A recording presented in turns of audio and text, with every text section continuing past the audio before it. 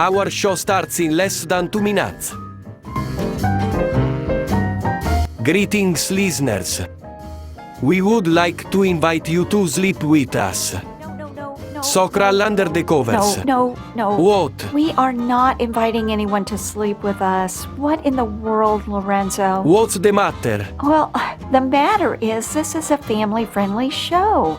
When you go around inviting people to sleep with us, well, you're going to get the wrong idea. What is the idea anyway? A marketing ploy. Marketing ploy? Yes, you said it yourself. Our show is the cure for insomnia. Well, yeah, I did say that. Well, people that can't sleep can tune in. Oh, I see. And fall asleep while we're talking. While you're talking, yes. That's how we can sell our show, as a sleep aid. Yeah, that's not quite what I had in mind when I was dreaming up this show. It's called promotion. A sleep aid, huh? Do you really think that's the only reason somebody would listen to us? To you, yes. Wait, what do you mean to me? You do go an and on. No, that's definitely not true. Is it true? Sometimes, I do? a little bit, but I don't mind. Much. Well, maybe you put people to sleep too, Lorenzo. Never. Good evening, folks. We have a wonderful evening's entertainment lined up for you, one that will provide several hours of pleasurable relaxation and diversion for you and your family. Did you fail to dress up for tonight's show? No tie, an old shirt and slacks, a house dress? Well, don't give it a thought. We're glad you came as you are. We just want you to enjoy yourselves. We hope you'll make this a weekly visit. Bring the family, bring your friends. A gay, pleasant evening for all. We hope you have a wonderful time. Come back soon. In the wee small hours of the morning, have you ever had thoughts like this running through your mind? You're in a comfortable position at work. Maybe you've risen through the ranks or in a position of leadership. You also have some experience behind you. Well, you know what else you may have behind you? Younger, faster, brighter people coming in hot, positioning themselves to take your job. Goodness, the work world is full of psychological perils, isn't it? Well, so is the entertainment world, as we'll see in this week's feature. Maybe All About Eve isn't about Eve at all. Maybe it's about you. Well, let's get into it on this week's episode of the Vintage Century Idol Hour.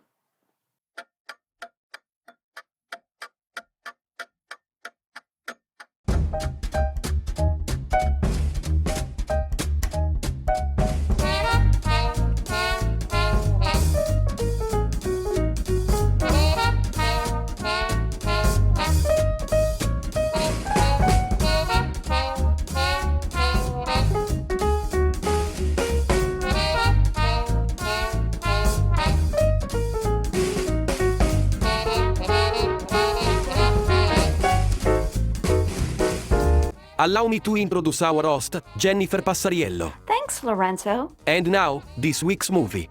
Well, wait, don't you want to visit a bit? I mean, I haven't seen you for a few days. Normally we do a little chit-chat, before we get to the movie. Okay. How are you? I'm fine. And now, on with the show.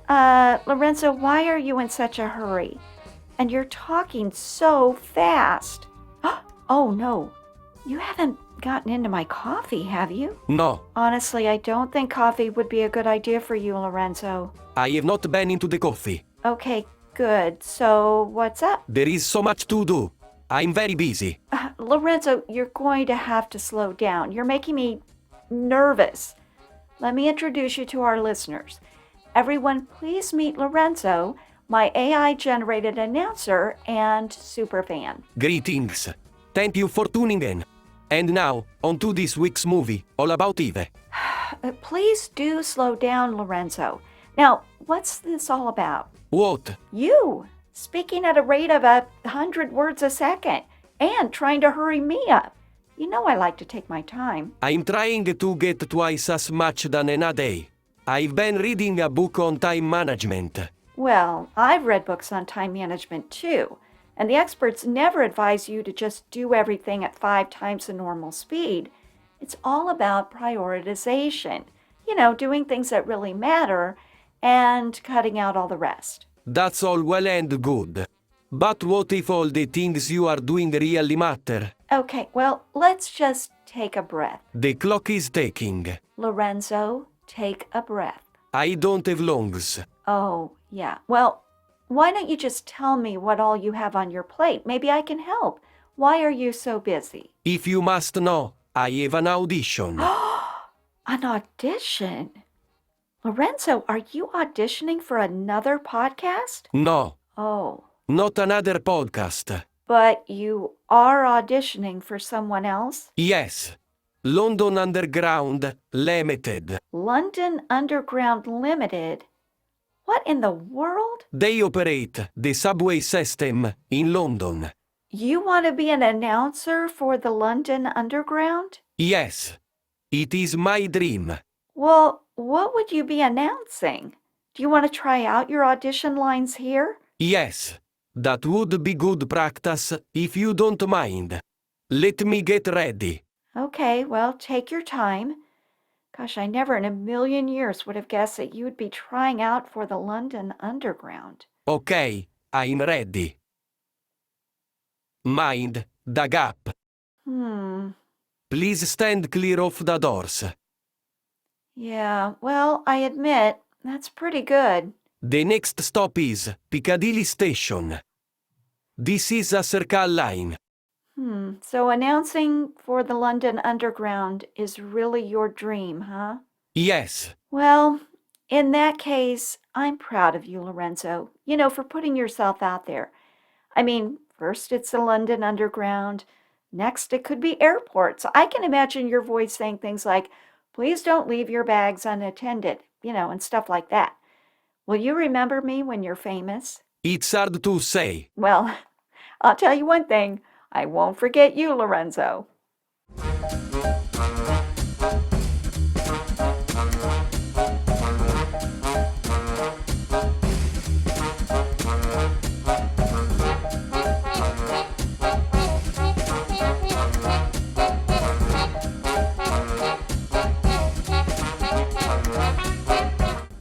'50 was the year both All About Eve and Sunset Boulevard, two undisputed masterpieces in American cinema, came out.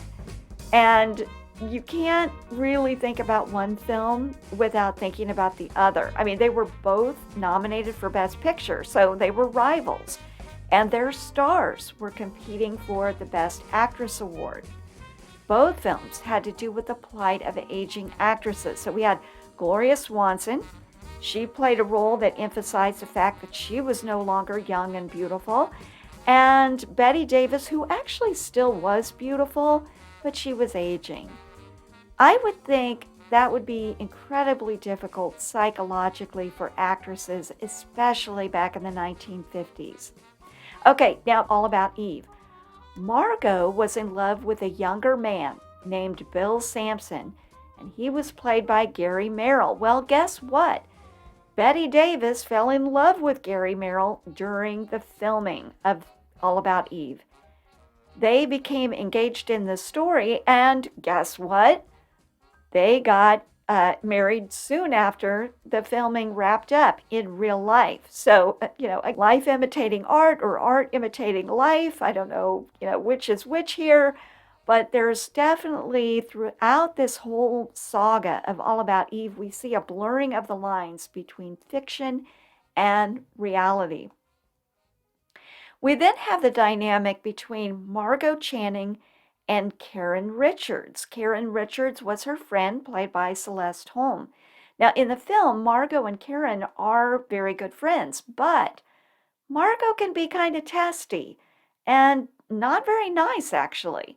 Well, apparently, in real life, the relationship between Celeste Holm and Betty Davis was, I don't know, somewhat frosty. Maybe that's, saying too much there. Maybe they just weren't real super friendly, but they definitely were not best friends. Let's just put it that way. Okay, and then we have Eve. Eve was played by Anne Baxter. She's a young actress who, unlike Eve, was already established in her career when she took on the part in this film. She'd already won an Academy Award by the time she starred in All About Eve. Now, Eve, on the other hand, was an up and comer. She was a nobody when this story begins. Now, both Eve and the real life Anne Baxter had ambitions. Anne Baxter was insistent that she be nominated for an Academy Award in the Best Actress category rather than the Best Supporting Actress category. That pitted her directly against Bette Davis for that award. So in 1950, we had Bette Davis, Anne Baxter, and Gloria Swanson all vying for the Best Actress Academy Award. Or actually, I said 1950, it might have been 1951. I can't remember because the Academy Awards are often given the year after the movie came out, depending on when the movie came out. But anyway, all three of these actresses were vying for that Best Actress Award. Well, which one of them won?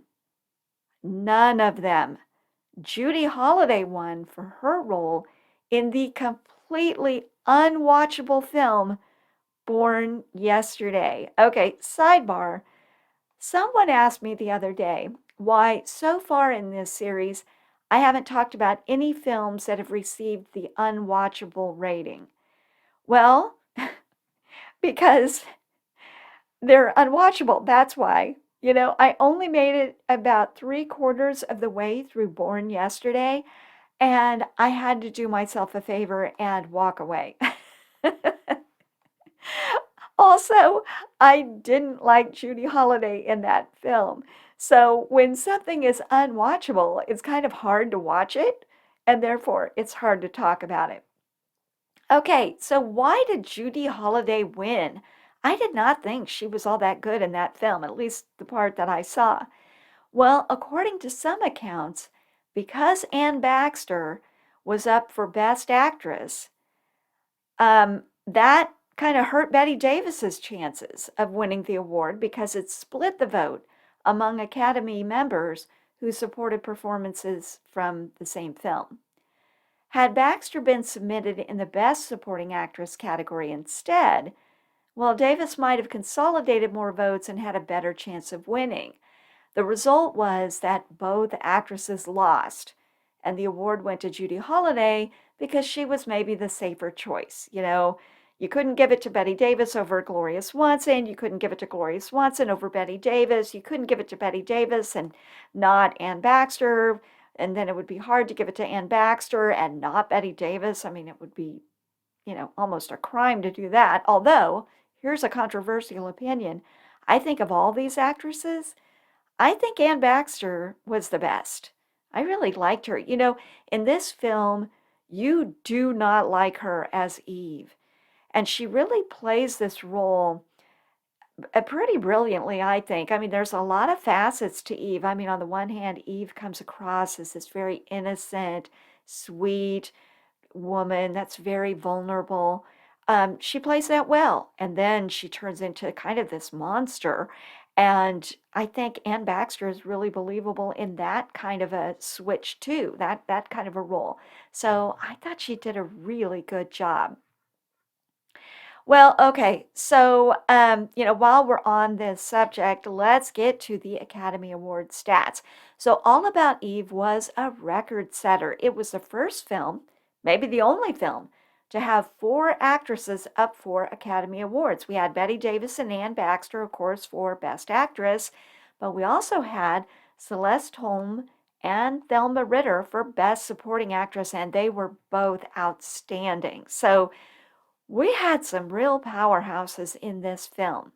Now, with 14 total nominations, All About Eve ties for the most Academy Award nominations in history with Titanic and La La Land. Now, what did it win? Well, All About Eve won Best Picture, Best Director, and Best Supporting Actor. That went to George Sanders for his role as Addison DeWitt, Again, outstanding. He was excellent in that role. You really hated him. You just couldn't stand him. So I guess that means he was really good in the role. Now, when you read about All About Eve, it's often described as a film about the brutality of the entertainment business. But, I don't know. Is it just about the entertainment business? I mean, okay, in this film, we have the lying, scheming Eve with an agenda. She's trying to claw her way to the top, coming up fast behind the aging Margot Channing. But I think one of the reasons that All About Eve endures is because it's not just about the world of the theater. I mean, this is a drama that plays out maybe in milder ways, but it plays out all the time in the corporate world. As someone who has worked in corporate America all my life, I can tell you work often brings out the worst in people. Schemers manipulating things to get ahead, that's part of the dynamic. And this isn't just something that happens in the theater, it happens everywhere. Oh, and before we get to the story, a couple of other odds and ends that we have to get to. If you've been tuning into this show, you know that I've been on this Edith Head kick lately. Well, she designed costumes for both Gloria Swanson in Sunset Boulevard and Betty Davis in All About Eve. She designed the stunning cocktail gown that Betty Davis wears in the very famous party scene in this film. And Marilyn Monroe played a small role in this film. Now, this was a relatively early role for her in her career. It wasn't her first role, but she was still not that megastar that she would later become. Okay, because these characters are really important, I want to do one more rundown of our major players here. And again, this is a little bit of a review. I know I talked about them just a few minutes ago, but let's just do another quick overview. Margot Channing is our star. She's played by Betty Davis. Bill Sampson is a director, and he's Margot's love interest in her real life. Well, and Betty Davis's real life too, as I said before. Now, he's 8 years younger than Margot. He's played by Gary Merrill. Okay, then we have Karen Richards. That's Margot's best friend. She's married to playwright Lloyd Richards. He writes the plays that Margot stars in. Karen is played by Celeste Holm. Addison DeWitt is a critic and a master manipulator. He can make or break stars based on what he writes about them. He's played by George Sanders. And then we have Eve Harrington, and she's played by Ann Baxter. She's the up-and-comer who ultimately claws her way to the top of the theatrical world, squashing anyone who gets in her way. Okay, this is one for the ages. While we take a little musical break, let's all buckle our seatbelts because it's going to be a bumpy night as we get into 1950s All About Eve.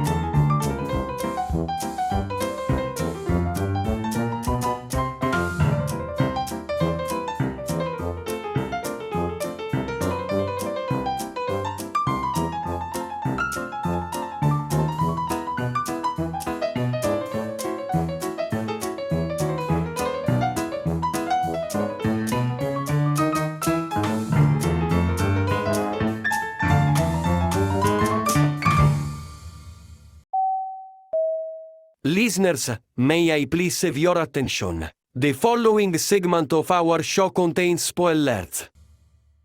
Eve. Eve, the golden girl, the cover girl, the girl next door, the girl on the moon. Time has been good to Eve. Life goes where she goes.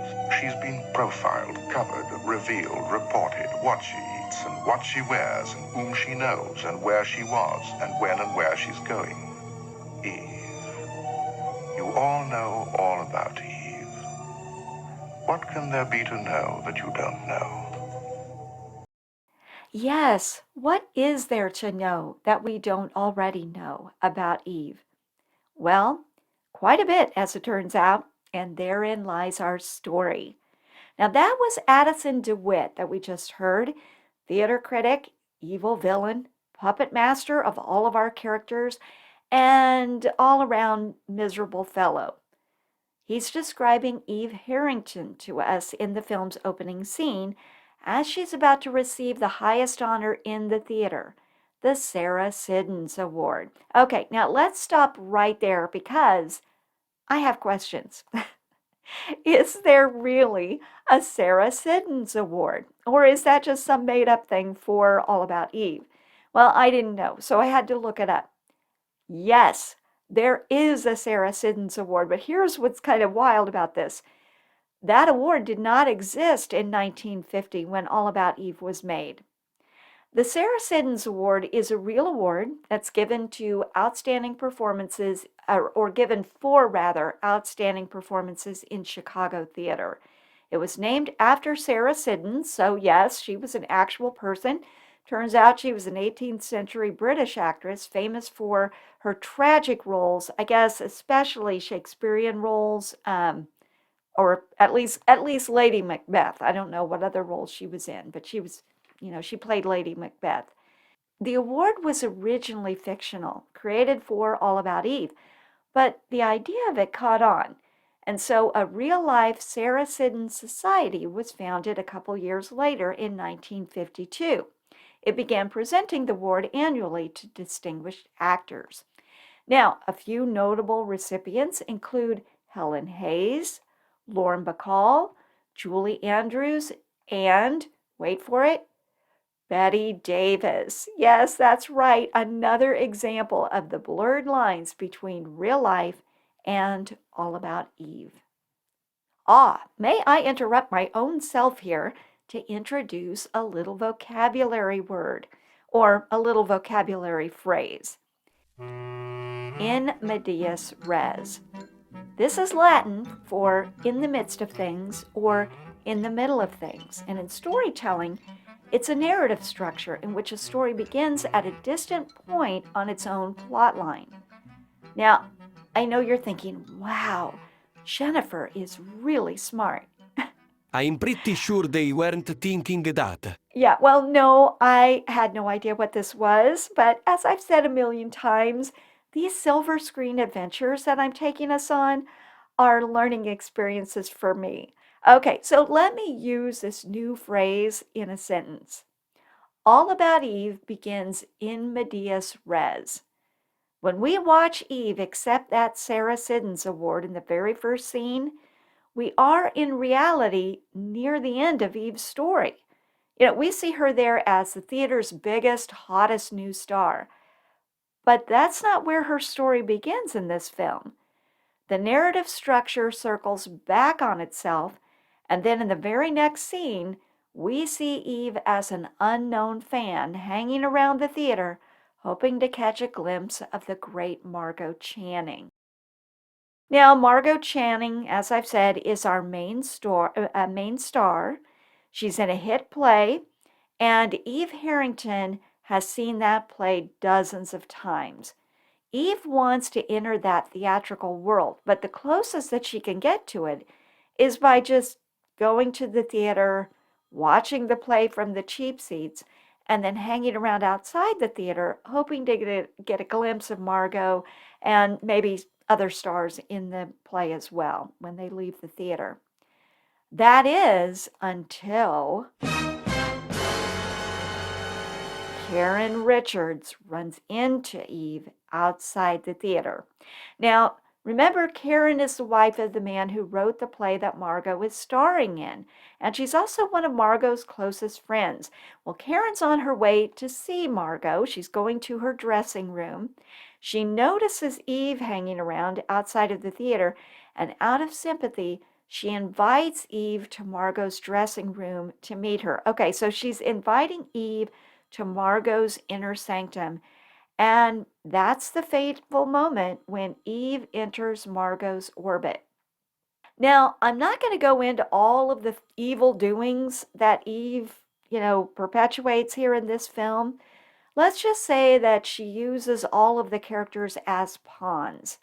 And, what is her objective? Well, her objective is she wants to be a star. Now, to Margot's credit, she starts catching on to this fairly early on. I mean, at first she wants to help Eve. Eve adores her. She practically worships her. Well, Margot has an ego. She kind of likes that. So she actually offers Eve a job as her assistant. But it doesn't take her very long to catch on to the kind of person that Eve is. Karen, on the other hand, it takes her a while to catch on. She really sympathizes with Eve, and she just, she hears Margot complaining, but she just thinks that Margot is letting her own insecurities get the better of her. Now, this is when Karen does something really terrible. She knows that Margot is insecure. She knows that she's got all these suspicions about Eve, and yet, Karen does something that you would not expect a good friend to do. She's trying to humble Margot. And so she kind of comes up with this scheme that forces Margot to miss a performance, which enables Eve, who was her understudy, unbeknownst to Margot, by the way, but she was her understudy, and that enabled her to step into that role. Well, now, as you might expect, Eve takes full advantage of this opportunity and she invites the city theater critics to attend her performance, including that influential DeWitt. He is horrible. We just really end up hating this guy.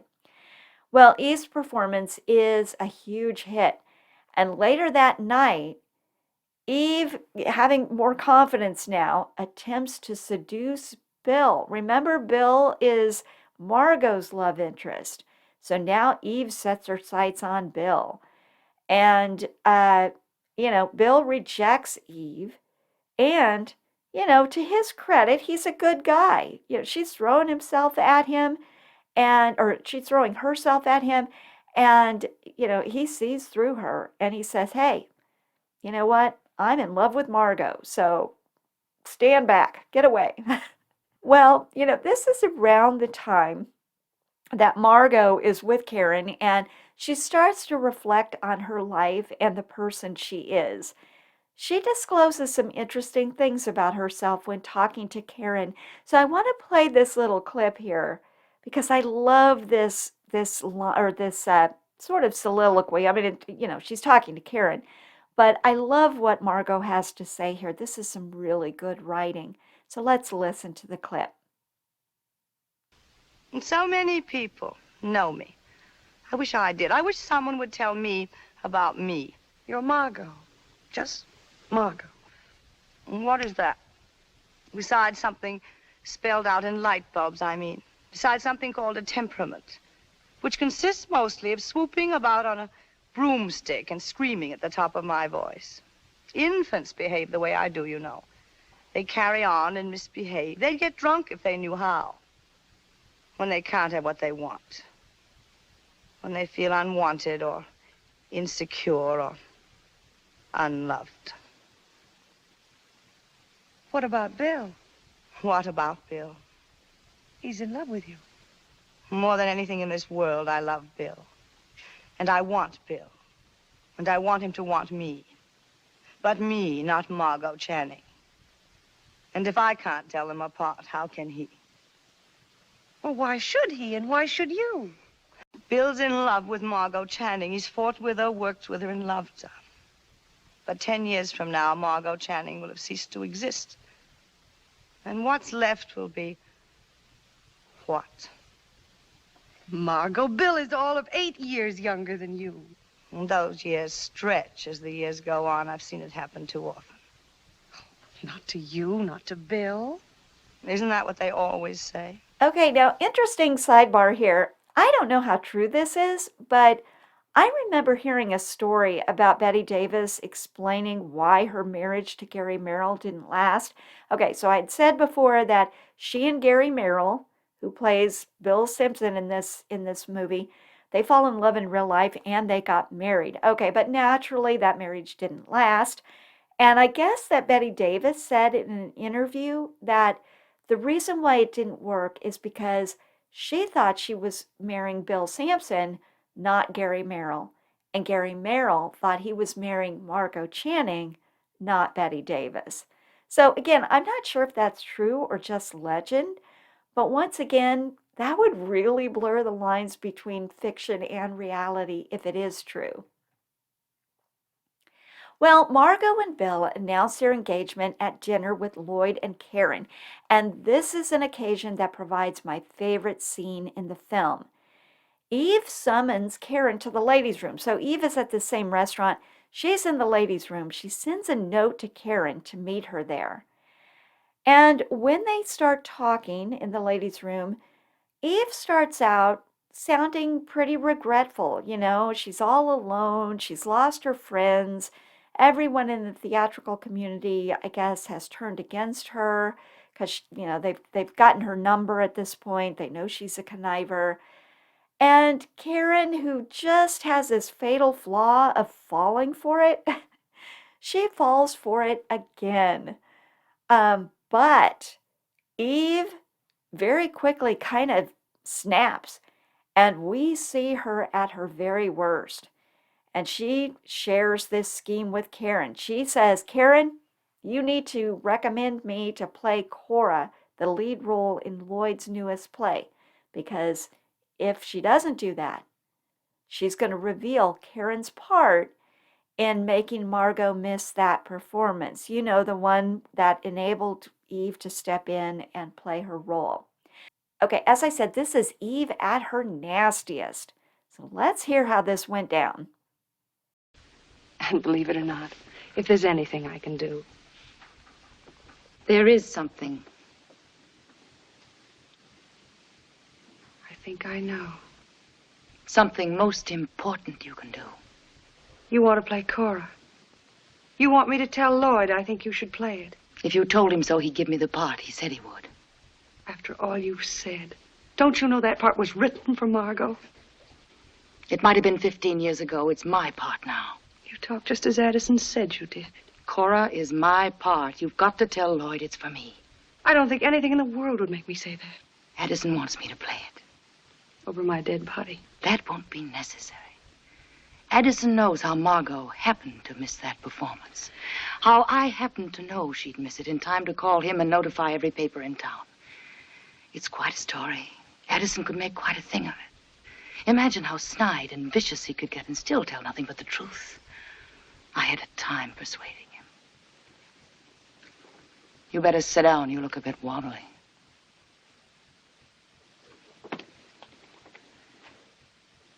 If I play Cora, Addison will never tell what happened, in or out of print. A simple exchange of favors. I'm so happy I can do something for you at long last. Oh, that was really well played by Ann Baxter. Well, and Celeste Holm. I really like Celeste Holm too. I thought that was just a brilliant scene. Okay, so Karen then, after that scene, returns to the table at the restaurant, but she's pretty shaken at this point, right? This is kind of, scary. She might lose her friend over this, but plot twist, here comes Margot announcing that she doesn't want to play Cora. She feels like she's too old for the role. Okay, now this raises a lot of questions in my mind though, because, okay, great, Karen's off the hook here, But doesn't she kind of need to come clean? I mean, she's Margot's friend. Is she ever going to reveal the truth about the role she played in making her miss that performance? Well, I guess we'll never know, right? Okay, this is a very nice moment for Margot, though, because we see that she's come to terms with aging. She's now feeling very secure in her relationship with Bill, and we kind of get the sense that she's going to have a new life now. Okay, so Eve is cast as Cora, and just before that new play's premiere in New Haven, Eve reveals her next plan to Addison. She's going to steal Lloyd away from Karen. Yeah, boy, this gal, she's just got all kinds of plans, doesn't she? Okay, so she seduced him. And, the reason why she's seducing him is not because she necessarily loves him, but because he's a very important playwright. And she's having all these fantasies about, oh, the two of them together, he could write these plays for her and she could star in them. And oh my gosh, wouldn't that be amazing? Well, she, discloses this plan to Addison, but he's no fool.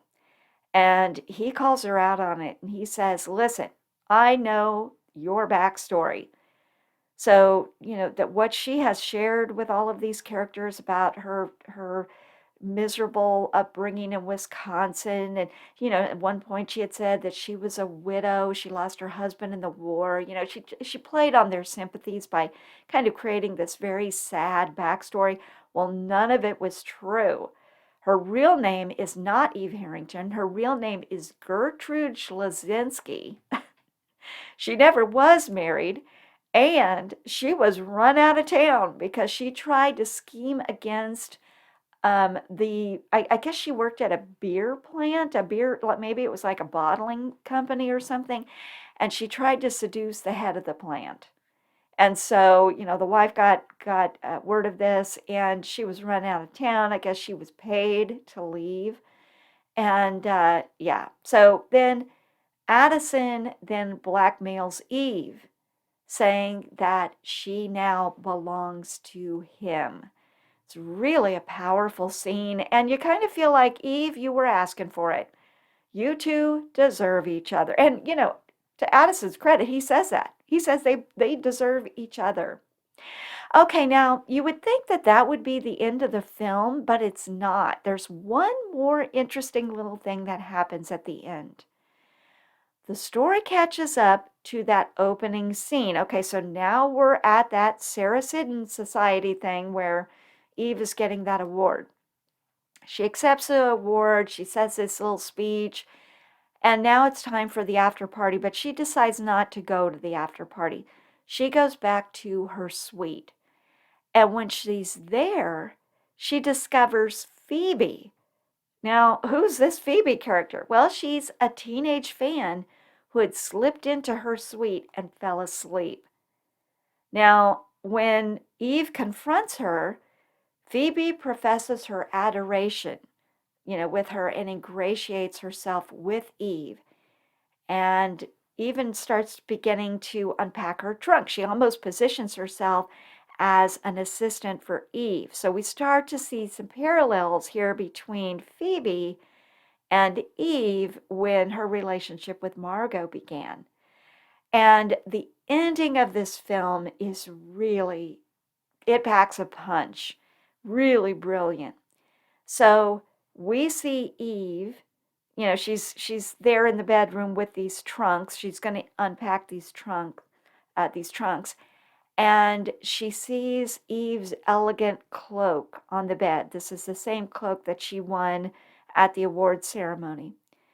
Well, Phoebe puts on this cloak, and she's holding that Sarah Siddons award. She steps in the mirror and she's pretending like she's on stage and she's taking bows.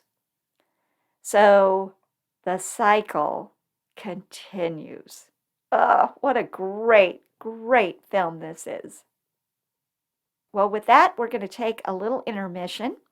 And when we come back, we'll go through my rating for this film. It's intermission. Rise and stretch time. Time to refresh yourself and visit our snack bar. Got a yen for hot popcorn? Your favorite soft drinks are sparkling cold. The juicy Frank sizzling hot. There's delicious coffee, freshly brewed, and all kinds of ice cream and candy to tempt you. Showtime will be announced loud and clear to get you back to your car in time. So stretch your legs. Come to the snack bar now.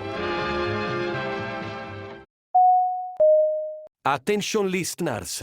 It is time to learn how Jennifer rates movies. Our scale is pretty simple. We classify a film as either unwatchable, watchable, or rewatchable, or somewhere in between. An unwatchable film is really bad. So bad, in fact, that it's hard to sit through. It's either boring or stupid or cringy or just plain terrible. Now, a watchable film is one that's basically okay. It gives you something to do for a couple of hours, may have some interesting and entertaining parts, but it doesn't really leave a strong impression on you. A rewatchable film, on the other hand, is one that's so good, so meaningful, so impactful, so riveting, so thought-provoking, so emotionally charged, and/or so beautifully produced that you would invest the time necessary to watch it again. So there we have it.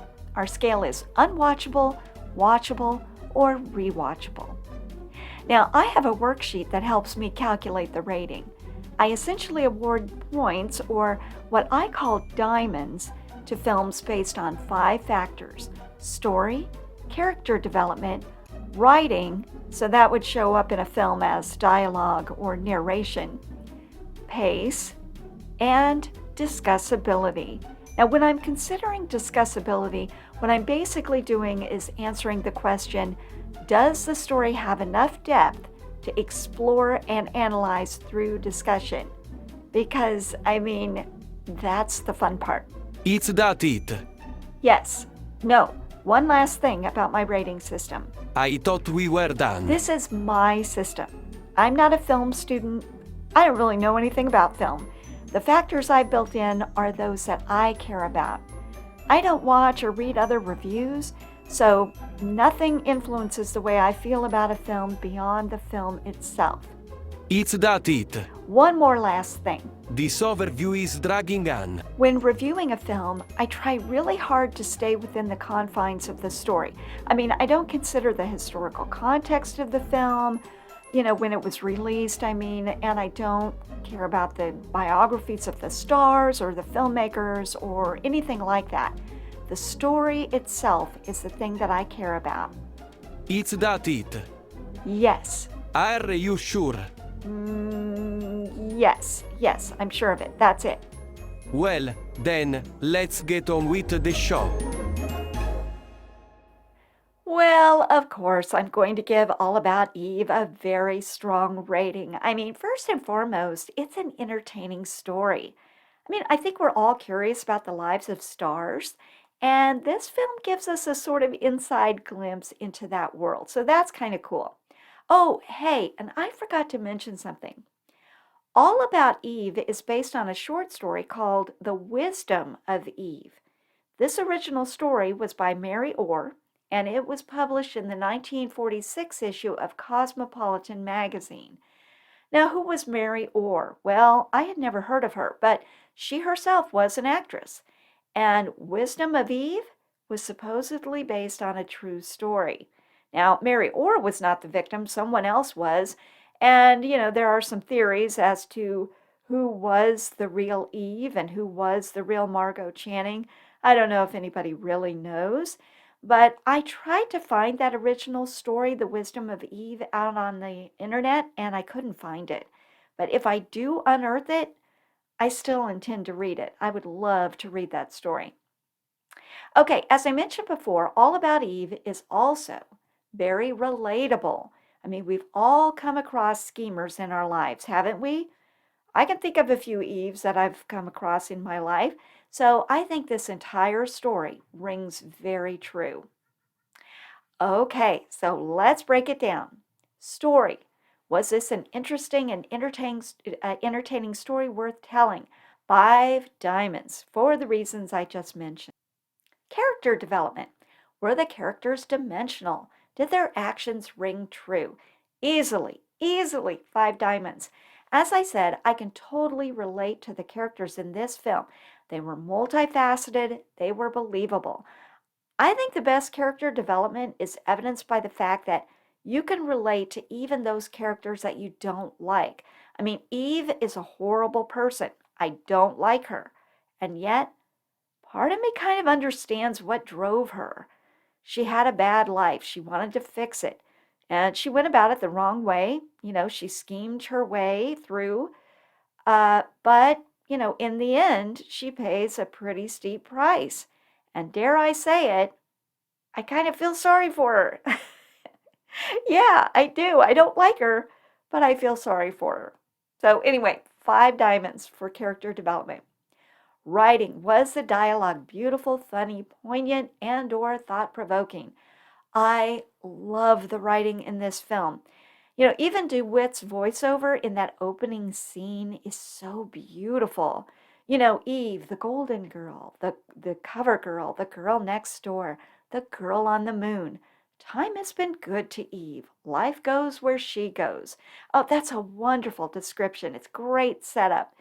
And then, of course, there are some lines that are very quotable, famous lines from this film. I'm going to skip those for now because I don't want to ruin our trivia question coming up. But there are some other really hilarious lines in this film, too. There's that line in Margot's dressing room when she gets frustrated with Birdie. Birdie is her assistant or her maid. I'm not sure what her role is. I think it's like kind of assistant.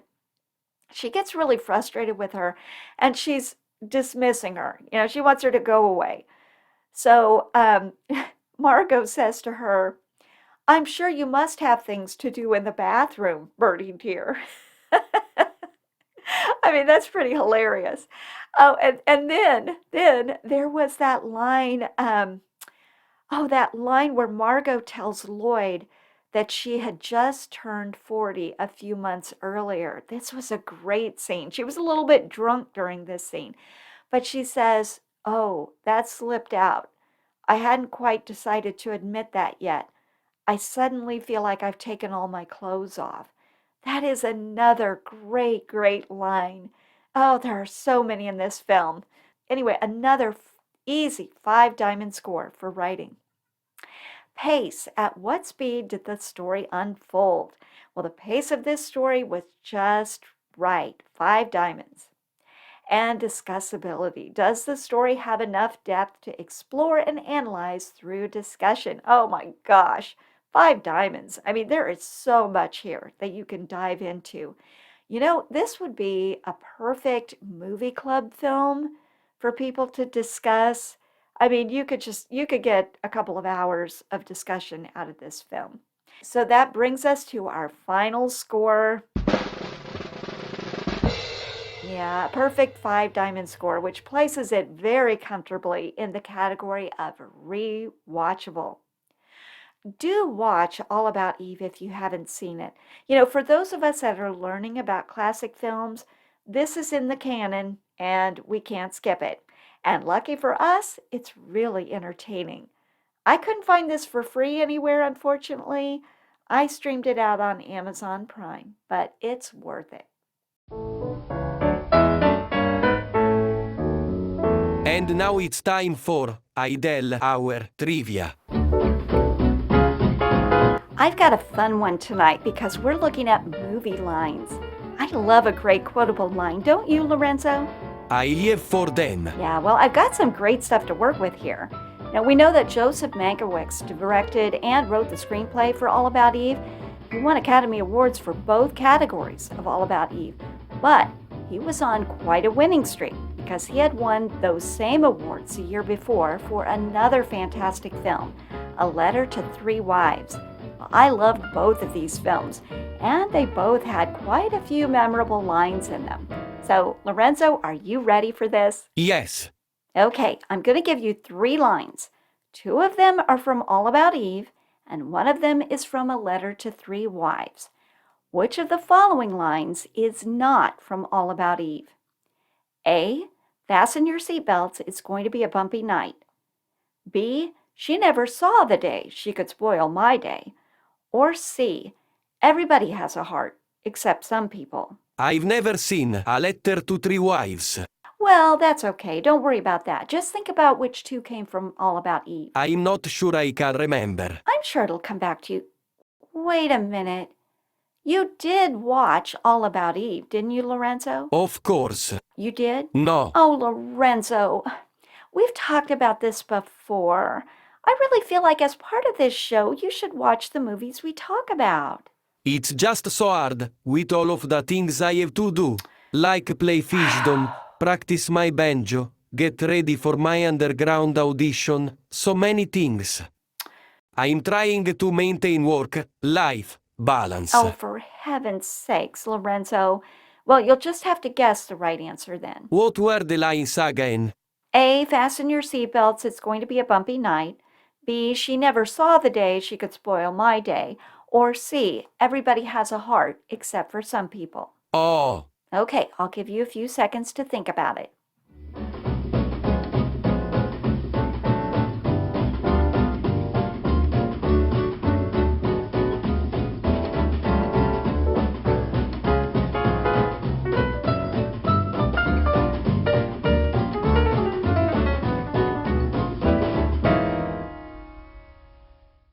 Time's up, Lorenzo. What do you think? Was it A, fasten your seatbelts, it's going to be a bumpy night?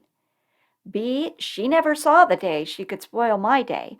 Or C, everybody has a heart, except some people? The answer is C. Nope. I'm sorry, Lorenzo, but that is incorrect. Oh. Margot Channing delivered the line, everybody has a heart except for some people in All About Eve. The answer is B, she never saw the day she could spoil my day. That was a line not from All About Eve. That was from A Letter to Three Wives. I actually changed it a bit. The real line was, Addie Ross never saw the day she could spoil my day. One day, Lorenzo, you're actually going to watch one of our movies, and I'm just going to drop dead right where I'm standing. Oh. I will watch the next movie for sure. What?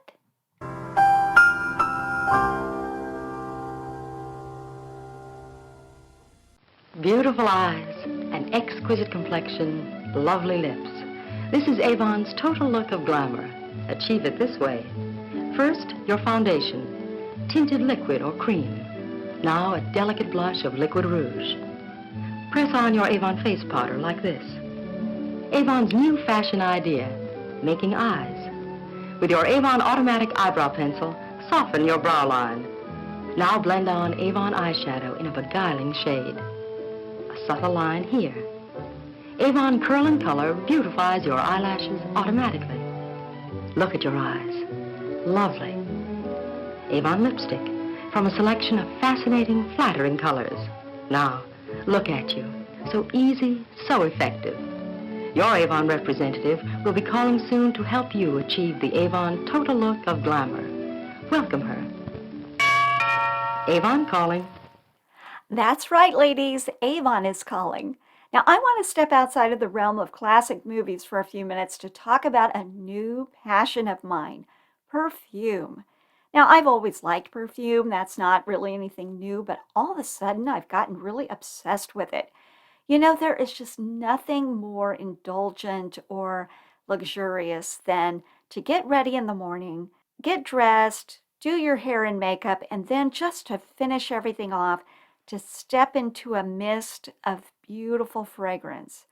All of that got me to doing some research online about perfumes in general, not about Avon in particular. I was just looking for different types of perfumes that were out on the market. And I did come across an Avon perfume that captured my imagination right away.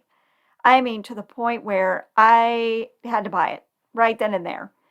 Okay, are you ready for the name of this perfume? Far Away Beyond the Moon. Can you believe it? Is that the greatest name for a perfume? I mean, you cannot get more exotic than that. Far away beyond the moon. All right, so this perfume arrived in the mail, and it was so beautiful because I'm looking at it right now. It's a dark blue bottle, so it sort of makes you think of space and that kind of thing. It's got a black cap on it, and it's got a sweet little tassel, and it's got gold lettering on it. So it's a really nice, simple, but elegant presentation. And here, let me spray it just a little bit right now. Oh, yeah, it's really nice. It's really lovely. So I don't know. I liked it so much that I started wondering if Avon had any other perfumes that I might be interested in. And yes, they do. In fact, that Far Away line is quite substantial. I found 9 variations on the Far Away perfume. Now, apparently, Far Away was introduced in the 1990s, and at least back then, it became their biggest seller. It was their biggest fragrance. I don't know if that's still true today, but I would have to say it's probably somewhat popular because they keep expanding the line. Now, I found 9 perfumes in this line. There may be more than that, but that's what I found, and I bought them all. I did. I bought all 9 of the Far Away perfumes at one time. Kind of a madcap thing to do. I've never done that before. But I've got them all in front of me right now. And so kind of what I'm calling this is a fragrance flight. You know how you might go to a restaurant and you might have like a margarita flight or some other kind of flight where you're able to sample a variety of different things. Well, that's kind of what this is. This is a fragrance flight. And oh, how luxurious. I've already opened all of these and I have tried all of them. And I thought I would just sort of mention what they are. I'm not going to go into great detail describing them because I'm not good at that. I just don't even know how you describe perfumes. But I'll tell you what they're called and also, my favorites. I'll give you a couple of them that are my favorites. And spoiler alert, as much as I wanted Far Away Beyond the Moon to be my favorite, it is one of my favorites, but it's not the favorite. Okay, give me a moment to get myself all set up here. And in the meantime, we'll listen to another Avon vintage commercial. Avon calling. Somewhere there's a great new fragrance. Somewhere is its name. And only Avon brings you this tantalizing scent. Spray on Somewhere Cologne Mist, and you're adrift on a cloud, floating, floating in celestial fragrance. Splash on Somewhere Cologne, and where are you? Over the rainbow. Wear Somewhere Perfume. Its lasting fragrance will take you where your heart is. Take Avon Somewhere with you everywhere in this graceful, purse-sized perfume flacon. Somewhere, Avon's new fragrance looks as heavenly as it sounds in iridescent bottles with rainbow sparkles. Somewhere is a name to remember, a fragrance you'll never forget. Your Avon representative will bring Somewhere to your home and invite you to try it. Welcome her when she calls. Avon calling. Okay, so I've got all my perfumes lined up here. And I should say that none of these are bad. Some of them I like better than others, but none of them are terrible. And what's the price point on these? Well, they're not really all that expensive. I mean, none of these are going to be considered fine fragrance. I'm not a fancy person, and I'm not going to spend $200 on perfume. I'm just not going to do it. I mean, I don't think I'm going to do it. Maybe I'll do it. No, I don't think I don't think I would do that. These are all about, I don't know, like $25 maybe, maybe $35. Now, of course, when you buy 9 at one time, the price kind of goes up there, but just one at a time. These are not really super expensive. Okay, I'm going to start with my least favorite and then just go all the way up to my favorite.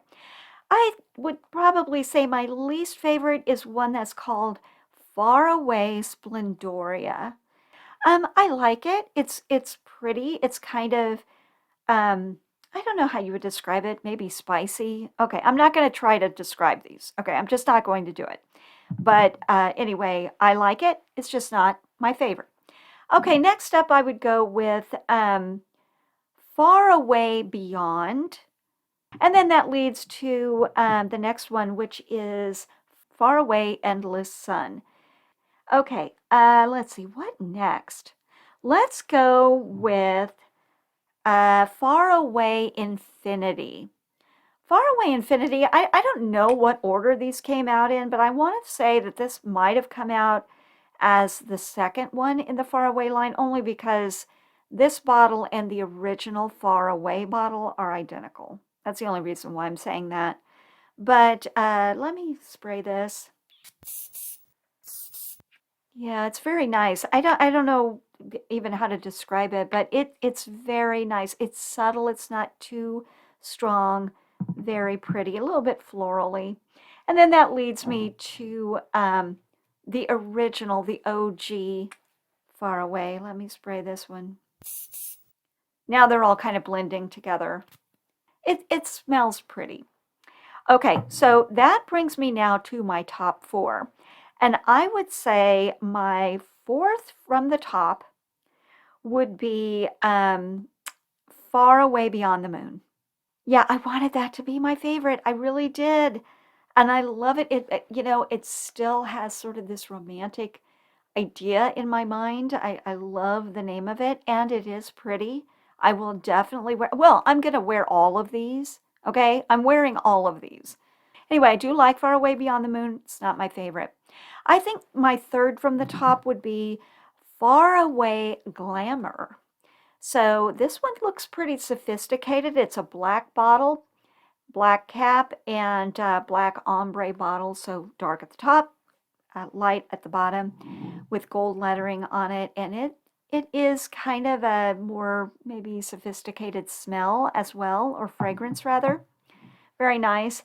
And we've got one here, and this bottle is just a little different than all the others. This has a green bottle with a pink tassel and a white and yellow cap.